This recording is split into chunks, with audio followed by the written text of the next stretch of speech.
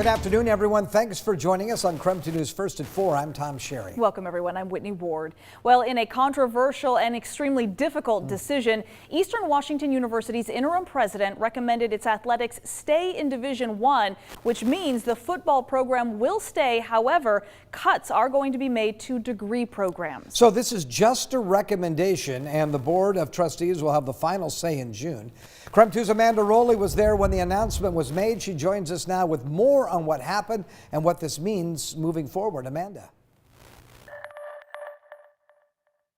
Well, the Eastern Washington University and Cheney community held its breath this afternoon, waiting to find out what might be the fate of the school's athletic department. Eastern University President David May told the board of directors he recommends keeping Eastern in Division I and keeping the football program. Now, earlier, the university hired an independent consultant to review the school's athletics. The findings of that report found that when other schools dropped its football program, this showed a negative effect on enrollment numbers. President May also added the fact that of the 180 responses from the community, Eastern students, and alumni, 135 supported staying in Division I. This and input from the community led the president to his recommendation.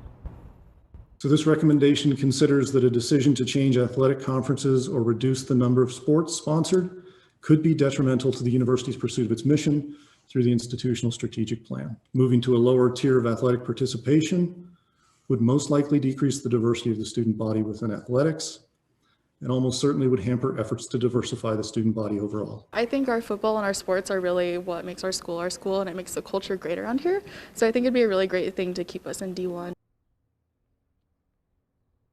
Now, President May also made another recommendation earlier today to eliminate some of its bachelor and master's programs. Now, the programs he recommends eliminating include Bachelor of Music and Jazz, Master of Music and Performance, and the journalism program. In fact, we actually broke this news to an Eastern journalism student today. I am a journalism major, so not like ideal to hear. You're in the journalism school? Yes. Oh my gosh. And this is the first time you're hearing about this. Yeah. I'm so sorry to break the news to you. So that can't be easy to hear. Nah, not ideal, but hopefully I can graduate before they end up cutting the program, but we'll see, I guess. Now, to be clear, the program eliminations and Eastern remaining in Division I is only a recommendation from the president to the Board of Trustees, and the board is expected to vote on this in June. Reporting on Eastern's campus here, Amanda Rowley, KREM 2 News.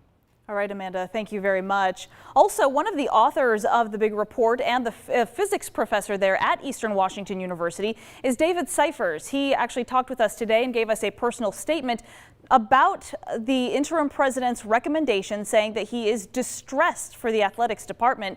He said in a statement, in part, all too many areas of Eastern have been asked to do more with less for years now, and increasingly so in this era of declining enrollment. From academic instruction to administration to staff supporting our students, time after time, he says, we've shown that this simply is no longer possible. We were already running a very lean operation. If you would like to see his entire statement, you can text EWU to 509-448-2000, and we will send you a link to our story. And coming up tonight on KREM 2 News at 5 and 6, KREM 2 Sports Director Brenna Green sits down with EWU Athletic Director Lynn Hickey to get her reaction to David May's recommendation to her athletics department. Obviously, this is a pretty good day for many in that department, including coaches and athletes. We'll also talk to Lynn about those who are critical of May's recommendation. Also letting you know, starting this fall, Washington's public universities and colleges will no longer require standardized test scores like the SAT or the ACT. This applies to schools like UW and Washington State University. Students can still submit those scores, though, if they want. And it is back to wearing masks at Lake City High School in Coeur d'Alene. Yeah, the Coeur d'Alene School District says it's because 23 students there have tested positive for COVID since April 26th.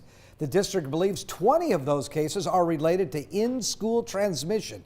2 Lake City staff members also recently contracted the virus, and it's believed that 3 bus drivers that are out sick with COVID were exposed while driving students. The requirement will extend through the end of the school year on June 11th, and now the students' graduation ceremony could be in jeopardy as well. Idaho State Police are warning the public about an increase in deadly overdoses connected to fentanyl, especially in Kootenai County. 5 deaths involving counterfeit prescription pills and other narcotics believed to be laced with fentanyl have been reported in the county just in the last 8 days.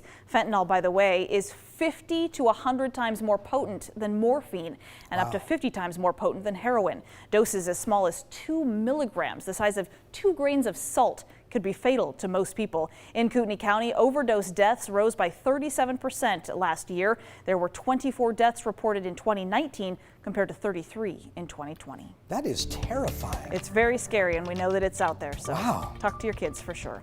All right, let's talk about the weather. I really appreciated today that the rain didn't fall, although I know that we really do need it. I know what you're saying. It was a bit windy, though, today, wasn't it? It was a little breezy, but I tell you what, we are going to see some showers, I think, over the weekend, especially by Saturday afternoon. Take a look at the weather headlines. We've got chance of showers this weekend. Looks like we'll look for weekend temperatures to be in the upper 60s on Saturday and lower 70s on Sunday, and then lots of 70s next week. Right now we're at 60 degrees. You can see the wind is out of the east-northeast at 14 miles an hour. You take a look at the satellite and radar picture, just cloud cover, just like Whitney said. Not much in the way of rain, but I think it is on the way for the weekend. Chance of showers, especially Saturday afternoon. We'll look for a chance of scattered showers on Sunday as well. Again, highs in the low 70s. All of the rest of your 7-day forecast coming up in a few minutes. Well, with temperatures in the upper 60s and lower 70s this weekend, it's been an exciting day today for kids because the long-awaited North Bank playground area opened today at Riverfront Park. If you don't know what this is all about, you're going to want to get in the know because the Riverfront Ice Age Floods Playground, the grand opening is officially underway, so you can go check it out. It's a 40,000 square foot playground designed after geological events that shaped our region right here in the inland Northwest. People of all ages can enjoy a 3-story Columbian slide tower, glacial dam splash pad, and a fossil dig. Spokane Mayor Nadine Woodward also was there to cut the ribbon and unveil this multi-million-dollar project. This is so absolutely exciting, and look at all the people who are here to celebrate just the final project of this $64 million bond that paid for the whole revitalization of Riverfront Park. Construction on Riverfront Park has, of course, been a work in progress over the last 5 years, and what a place it has become. And look at how things have changed. Remember, just 14 months ago when COVID first hit, we shut down all the playgrounds. Kids weren't even allowed to go down a slide. Here we still have we're still in the pandemic on the backside, but we know playgrounds are no longer dangerous, right? Yes, and we're excited to have a brand new one just for them. You bet. By the way, that playground is just one piece of the renovation, of course. Construction on Riverfront Park has been a work in progress for multiple years, as we said. Yeah, our Morgan Trow caught up with the city to see what is officially finished and what still needs to get done. Redeveloping major spaces in Spokane seemed like a faraway dream a decade ago. That year, the city's Parks and Recreation Department pitched an $100 million master plan for Riverfront Park revitalization. And it's a lot of visions that have been in the works for a long time. It really gave me goosebumps, to be a part of this process really back in 2012. 2 years later, community members voted to pass a $64.3 million bond. It was for 5 key projects that Parks Director Garrett Jones and his team pitched. The transformation of the North Bank is one of the largest transformations in the entire project. The new North Bank will be opening Friday at 11 in the morning. It features a playground, basketball court, skate park, climbing boulder, and so much more. Construction began on the monumental redevelopment plan in 2016. By 2020, 4 of the 5 main aspects were finished. These are the Tier 1 key projects. It includes the skate ribbon and sky ride facility, updated Loof Carousel building, renovated U.S. Pavilion, the Howard Street Promenade, and now the redone North Bank. Additional projects on the master plan were completed with a mix of bond funds, grant funding, or private donations. So altogether, they had about $75 million to work with. Riverfront Park in our downtown is our crown jewel, and that brings people together, and that also helps us maintain and support our local businesses around this region too. So bright future for Spokane. There is still more to come. 2 art projects are set to be installed early this fall. The North Suspension Bridge will be renovated in 2022, and they are looking to returning the lilac butterfly after it fell down in the January windstorm. The trust and patience that the citizens, I mean, it's really the congratulations goes to everyone that's using the parks. It's been quite a journey, but he says they aren't slowing down. This June, the city will be sending out a public survey to renovate neighborhood parks. They want to hear from you about what you want in your neighborhood. Morgan Trow, KREM 2 News. And if you are going to be down there to check out the new playground, the sculptures, maybe the skate park, you can also get vaccinated at the same time. MultiCare is partnering with Riverfront and the city of Spokane to provide a drop-in COVID-19 vaccination clinic from 3 to 7 tonight. They will only have the Johnson & Johnson vaccine, so one and done. That means people only over the age of 18 can get this shot, not the one for kids. It is drop-in though, so no appointment necessary, and everyone who gets vaccinated will also receive Hoopfest merchandise, a Kona ice snow cone, and a free skate pass for the skate ribbon. So that's a pretty good deal. I've already gotten mine. Otherwise, I'd be going You'd be down there. You bet. All right, still to come tonight, President Joe Biden awarded his first Medal of Honor today, and it went to a 94-year-old Army veteran who's no stranger to military honors. We're going to tell you about the heroic things he's done while serving our country during the Korean War. And fire season is upon us. We talked to the Spokane Regional Clean Air Agency about what they learned from last season's smoke season and what you can do to prepare for this year's smoke season if it arrives.